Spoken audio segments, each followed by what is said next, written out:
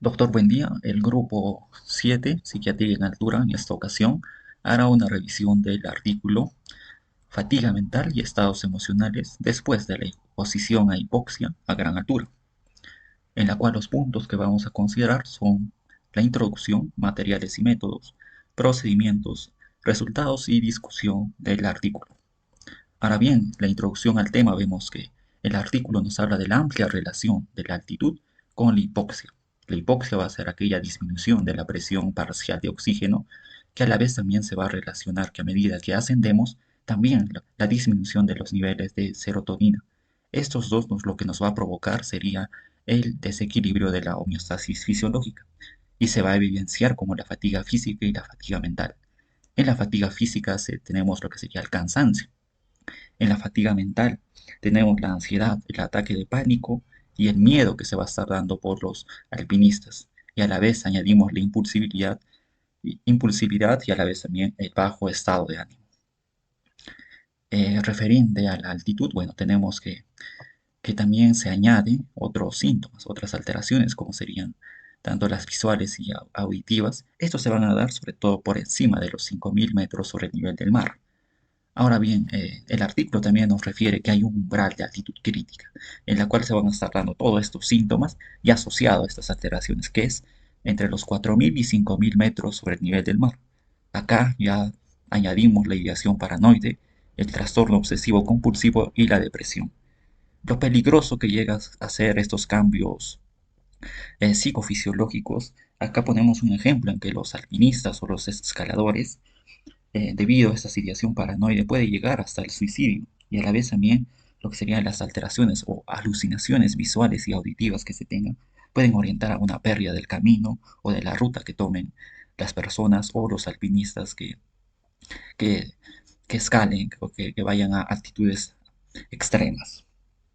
El riesgo también de sufrir accidentes y a la vez también esto y después del ascenso también se quedan secuelas como lo que sería el síndrome de estrés postraumático. En el estudio, respecto a lo que es materiales y métodos, vamos a tener en consideración que se ha utilizado una población de 7 personas, de los cuales 5 personas son hombres y 2 personas son mujeres, las cuales fueron expuestas por 3 días a una ascensión a la altura, ¿no? En este caso.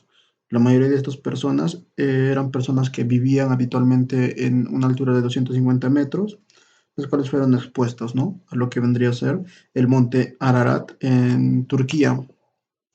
Vamos a tener en consideración que los criterios de inclusión fueron que los pacientes tengan un nivel cognitivo adecuado, que aparte de esto tengan una, se podría decir, una entrevista psiquiátrica adecuada, en la cual no podamos observar ninguna, ninguna respuesta negativa, ¿no? Entonces, estos pacientes fueron sometidos a 3 cuestionarios, los cuales en los instrumentos utilizamos el autoinforme inventario de síntomas, escala de esfuerzo percibido, cuestionario de programación de efectos positivos y negativos, ¿no?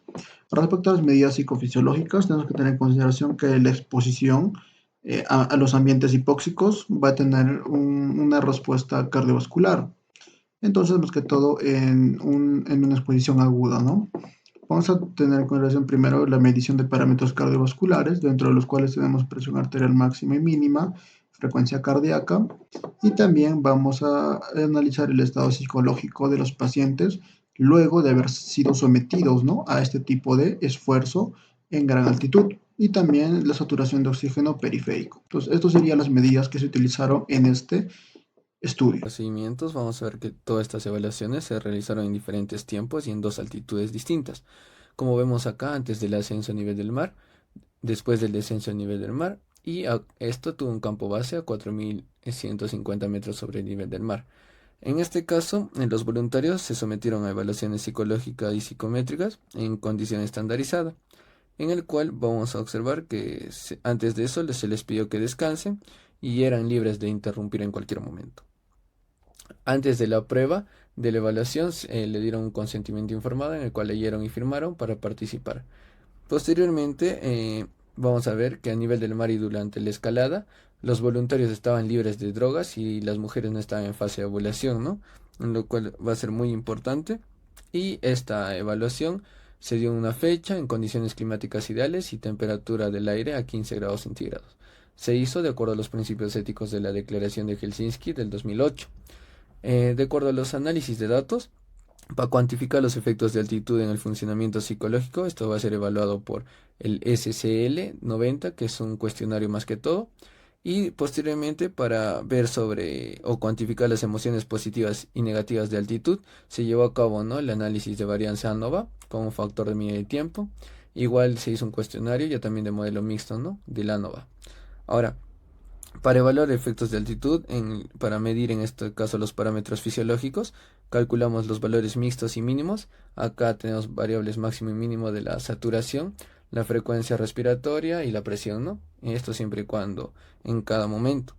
Y si se violaban estos criterios, se aplican pruebas no paramétricas y los datos se expresaron como media de más o menos de variación estándar. Vamos a ver de que el test SL90, el que va a medir el efecto de la altura sobre las emociones negativas y positivas, ha arrojado los siguientes resultados. Se ha visto de que va a existir mayor efecto sobre las emociones con respecto a la altura en lo que sería el campo base en comparación a la pre y post exposición. Ahora no se van a observar resultados significativos para otras subescalas de este mismo test. En la escala RPE, que va a ser la escala de esfuerzo percibido en atletas deportivos, ha indicado de que los efectos de la altura sobre las emociones van a ser mucho más pronunciadas en el campo base en comparación a una pre y post exposición. Ahora, los efectos fueron más relevantes en el periodo post exposición en comparación al periodo de pre exposición. Y finalmente, para el cuestionario PANAS, que va a indicar que existe una verdadera importancia con respecto al tiempo, ha arrojado de que los efectos de la altura sobre las emociones van a ser mayor en el campo base a comparación de la pre y post exposición. Ahora, en esta parte, el test que va a medir lo que sería la saturación de oxígeno periférico, la cual va a usar el M2 Basic Omron para medir la presión como la intensidad de la fuerza de la sangre en la arteria basal, va a arrojar los resultados de que existe una diferencia importante entre el periodo de campo base, como vemos aquí, y en el periodo de pre y post exposición, y que, como vemos en la imagen A y en la imagen B, D y E, vamos a observar de que no se han obtenido resultados significativos tanto para los valores de presión arterial máxima y mínima en comparación a la frecuencia respiratoria.